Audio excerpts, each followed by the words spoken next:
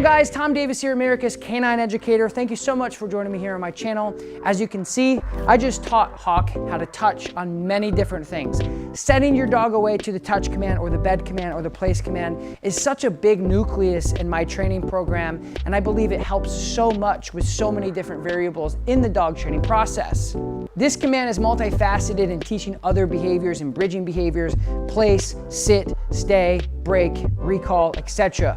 It's really, really great to have, especially if you have friends and family over and you want to send your dog away to a location and they can enjoy themselves by themselves. If your dog is reactive to the door, sending them away instead of telling them, hey, stop barking, because the dog barking at a door is very natural.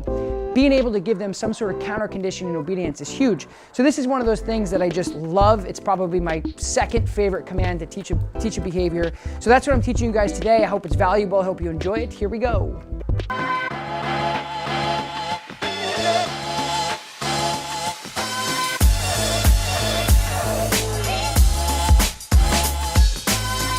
All right, so we're just gonna get started here. It's very simple. So the dog already knows the touch command. So if your dog already knows place, that's the first place to start, is just teach him how to go to this bed on command. It doesn't really matter what you use. As far as a command goes, you can use whatever: spaghetti, gumball, bed, place, whatever. But in this case, he knows touch because we worked on touchpad when he was younger with this healing foundation. So I just want to show you what that looks like really quick. Break. Good. Hawk, go touch. Yes, good touch. But he doesn't know how to do it from a distance. And when we're doing the touch command or the bed command from a distance, that's really what we're after when we're teaching the dog the behavior in the first place, because you're able to just send your dog away at any given time, at any given place. So it's really nice to use when you're having company over, or if you just want the dog out of your face and into the bed if you're eating dinner, or anything of any nature of those things. So he's going to have a hard time painting the picture of going to the place command from, let's say, over here.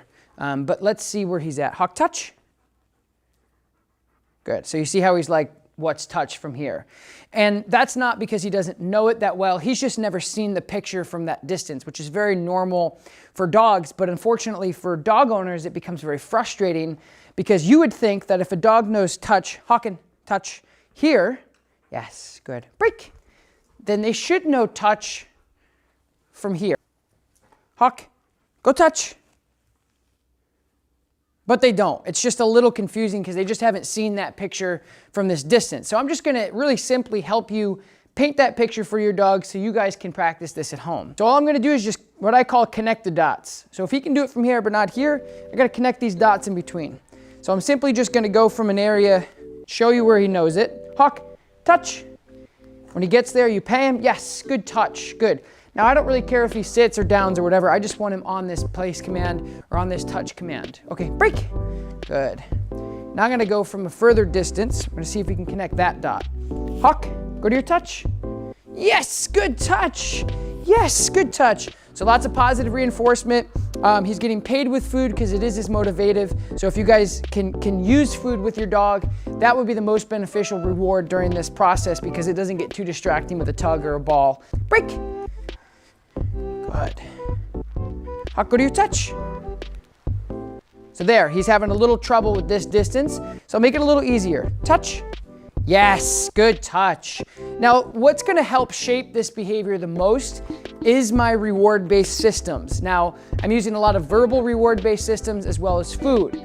So when I get from a distance here and I say, hey, go do this, and he's unsure, I get a little closer and then I send him and he does it, and I reward him heavily, both verbally and with food motivation. So what he's gonna realize is, hey, this little touch thing that this guy wants me to do, I have to do from everywhere to get paid. Go touch. Yes, good touch. Yes, good touch. Good job. Good. So as I move to different spots, it's gonna make him more versatile in the behavior, and it's gonna help him capture it further, that when I say touch, he's got to get on that pad no matter where I'm at. So that's what I'm doing, is I'm mixing it up a bit. Break. Good man. Good. Now I'm going to go the furthest. And what I like to do when I'm doing something far away, such as this, is I'll just actually move towards that direction, almost like I'm bowling, like I said, and I kind of just release the bowling ball and hopefully he gets there. Hawk, go touch. Yes, good touch. And then as soon as he gets to that touch, I then rush him his food and his reward to try to capture that behavior as fast as I can. Break. Good. I'm going to do it again from that distance. Hawk, go to your touch. Ah. Go to your touch. Yes. Good touch. And now a tab would be really nice to use here because it wouldn't be dragging. So I'm just going to tie this up a bit. Go touch. I'm going to remind. Hawk, go touch. Hawk. Touch. No. Touch. Yes. Good touch. Yes. Good touch. Yes. Good touch. So you got a little troubleshooting there. And what I'm realizing is with him is because he's so food motivated, when I do this, see what he does is he looks for the food because he thinks I'm throwing it. So that's just troubleshooting 101. If you find your dog doing that, stop doing that. So I'm going to take that away from the aspect to see if that helps him. Break. Good. Hawk, go to your touch. Yes, good touch. Yes, good touch. Good touch. Good job. Break. Good. So that was troubleshooting. So that's something I saw.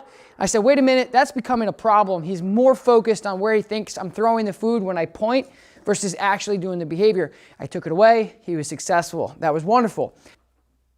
Hawk touch. Yes, good touch. So just clarity, beautiful clarity right there. And like I said before, when you're teaching him to go there, I want you to see the clarity I just provided. Break.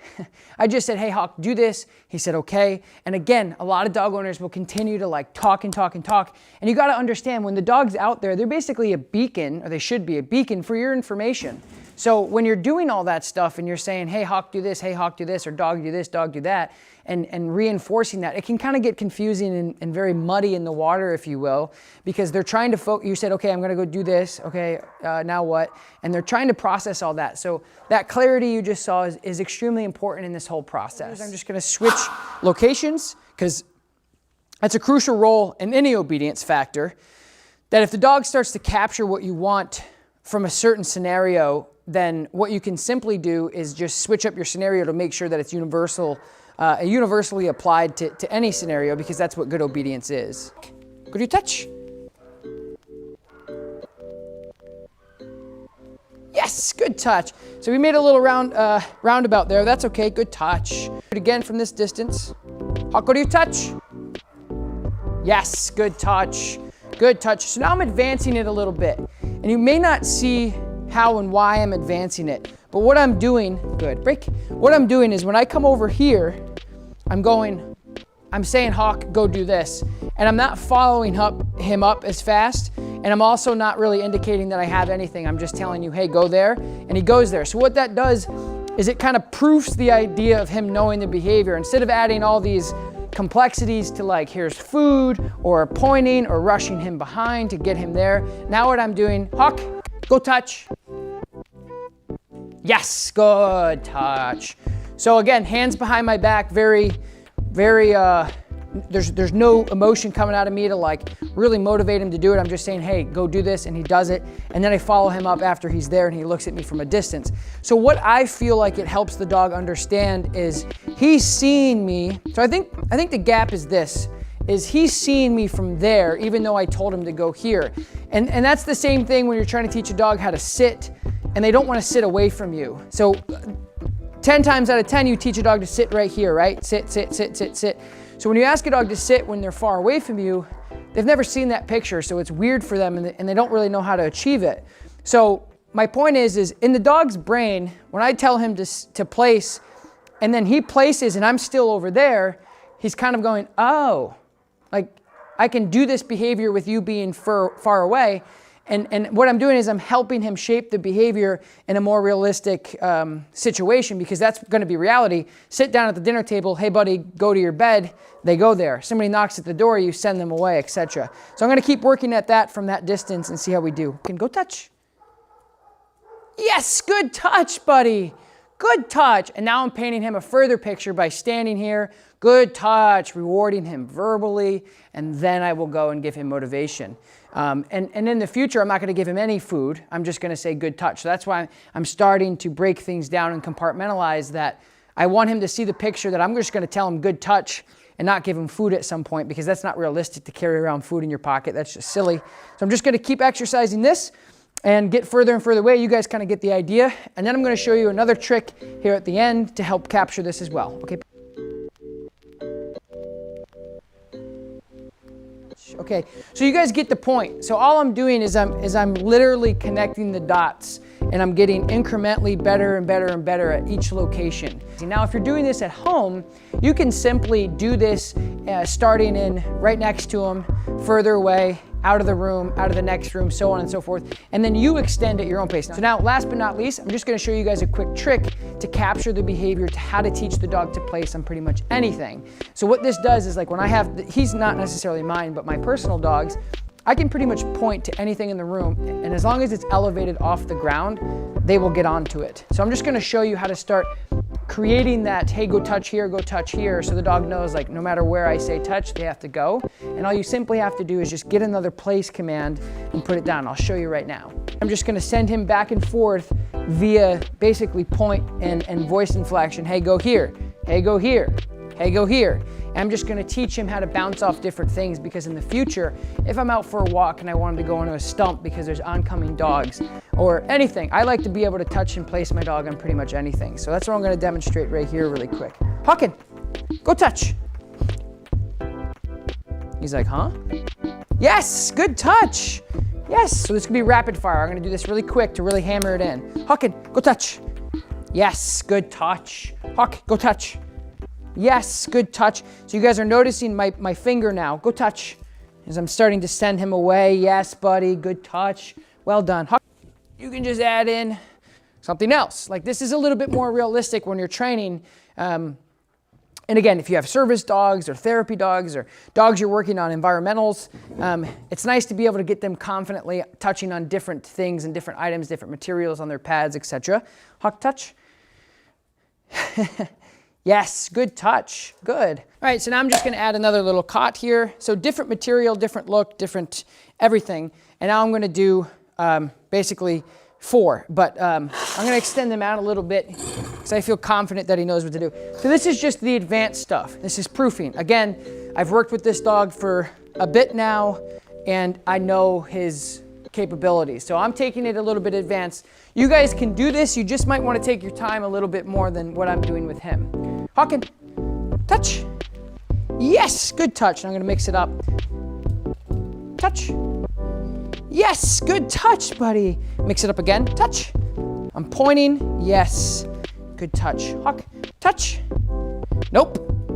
Hawk, touch. Good. A little voice inflection correction there, so I gave him a little pressure with my voice. Touch. Yes, good touch. Hawken, touch. Yes, good touch. And again, he's never really sat on a chair, so I'll give him the benefit of the doubt there. Hawk. I'm gonna mix it up. I'm gonna see where he chooses, and I'm gonna go the other way. Touch. Yes, good touch. Yes, Hawk, touch. Yes, so now he, my bad.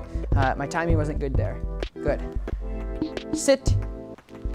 Yes, good. Stay. So you guys get the point. A lot of people have a hard time developing the touch command from a distance simply because they don't go from A to B.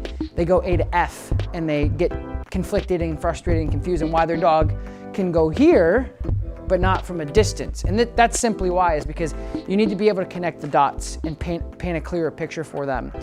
So that's basically what I just did. You guys can work on this at home. If this video was helpful to you, let me know in the comments below, like this video, and of course subscribe to my channel. I put out videos like this all the time. I appreciate you guys' time. I hope you enjoyed it. I will talk to you next time. Peace.